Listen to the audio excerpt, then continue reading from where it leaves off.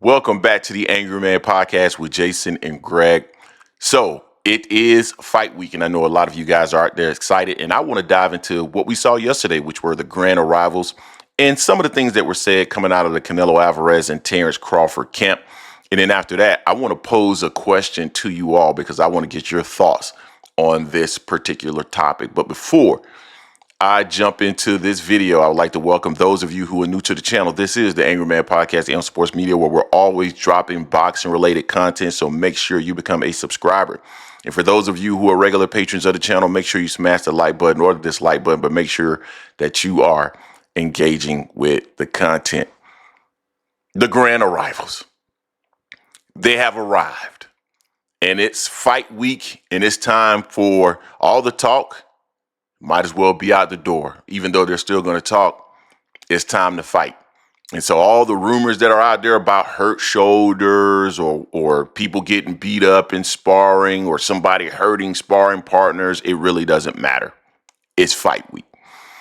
Now, something interesting that was said yesterday coming out of the camp of Terence Crawford, and you know, they've done this in the past, right? I'm going to play a couple of clips because I want you guys to hear what they had to say. But Terence Crawford's team has always been very strategic in how they move in regards to, in my opinion, the opponents that they select. And I'm going to play this. This is from Coach Red here real quick. And I'm also going to play a clip from Bomac. But this is what Coach Red had to say in terms of why they selected Canelo Alvarez. I mean, this is the thing. We've been fans. We've been fans of him. You know what I mean? Not right now, I'm not. But we watch him. So that's how we know. You know what I mean, all the size and all that stuff. That's how we was able to pick him because we know him already. We've seen him. We watched his career, so we know what the capabilities, this and that. So they have done an amazing job. I have to give them credit for this because I underestimated them in terms of the Errol Spence fight. They do an amazing job of scouting people. They scouted Errol Spence for several years before that fight occurred. They've been scouting Canelo Alvarez for quite some time as well, being that they were fans and really breaking him down. Now, I'm going to make a counter argument to understanding how the size differential, but we'll talk about that in a second. But I also want to play what Bomac had to say, and this is what Bomac said yesterday as well. It's going to be a landslide. It's going to be a landslide. It's going to be a landslide. We heard similar commentary coming from Bomac right before the Errol Spence fight, right? So these individuals feel confident because of the work that they put in the gym, because of the scouting that they've done over the last several years. They feel like they're in a position to really understand Canelo and actually they feel comfortable with fighting Canelo because they know what's going to come. But I would give a couple of counter arguments. I'm going to give one counter argument to something that Coach Red said, and then I want to pose a question to you all. The size differential, right? There was a video that I saw here recently from an individual.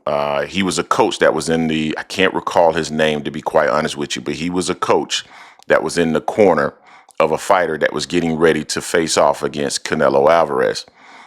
And it was interesting because he found out very quickly he thought that Canelo was not too much bigger than his fighter.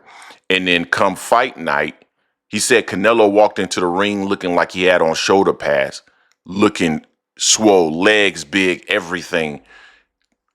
You're looking at Canelo prior to a fight, a dehydrated version of Canelo, and then you're looking at Terence Crawford, who's probably hydrated to where he needs to be because he's not a natural 68-pounder. So I think the weight disparity will end up showing up more when you see him in the ring. Similarly, the night that Floyd fought Canelo Alvarez, Canelo looked thick, really big. And I guess I should say pause there. And Floyd looked smaller, but during the weigh-in, he looked close to the same size. Now, this is the question that I want to pose to you all because I think this is an interesting thing, and I've been wanting to do this all during this week. So they've had time to prepare for Canelo Alvarez. But Terence Crawford showed his hand back in 2023 that he wanted to fight Canelo Alvarez. Right?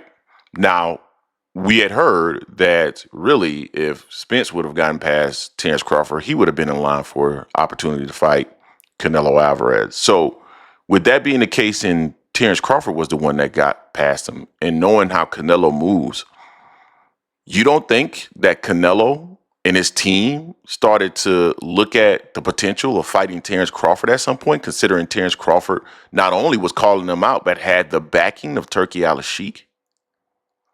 So what if Canelo has been preparing for the last and scouting for the last 2 years, year and a half? What dynamic does that add to the fight? Because see, my thing is, and again, I have to give them praise. They have been very calculating and very slick in how they've determined how they're going to move. They're taking calculated risk. This isn't just throwing darts or being brave or whatever, however you want to describe it in terms of their willingness to get into the ring with any opponent. It's been very calculating. What if that calculation actually backfires and this guy has been prepping for you as well? What if the work that you've put in the gym cannot necessarily prepare you for what you will feel in 10-ounce gloves, similarly to what Coach Red said about the sparring of Boots Ennis versus Canelo Alvarez? What happens then? And I'm not saying that these things happen, but I just feel that there's so many different aspects of this fight that people are not necessarily taking into consideration. I think context is being lost. I just think it's going to be. I'm excited to see the fight because I want to see what actually happens. I want to see what Terence Crawford arrives in that ring. I want to see if Canelo Alvarez is totally and completely prepared for him. Canelo mentioned in an interview that there's going to be a moment. There's going to be a moment in time when Terence Crawford realized he f***ed up. When they get in that ring, maybe there's something that he knows, you know. So that's what makes the fight intriguing. I don't know if this is the biggest fight in the last 20 years. I doubt it is. I heard that they have, the third highest gate in history. I saw that in our Discord. I would tell you that that's great, but considering the fact that the capacity of a stadium holds about 3 times that of an arena that Pacquiao and Mayweather fought in, or Mayweather and McGregor fought in, I would tell you that that's probably not as big of a deal. That you are number 3, you probably should be. You probably should be number 1 if you were the biggest fight ever. So, but I'm looking forward to the fight. It's going to be interesting. We'll see if everything. And Bomac has been prophetic. So let's see if it continues on Saturday night. You guys tell me what you think in the comment section in regards to this. Don't forget to hate, like, comment, and subscribe. This is the Angry Man Podcast, AM Sports Media, and I am out.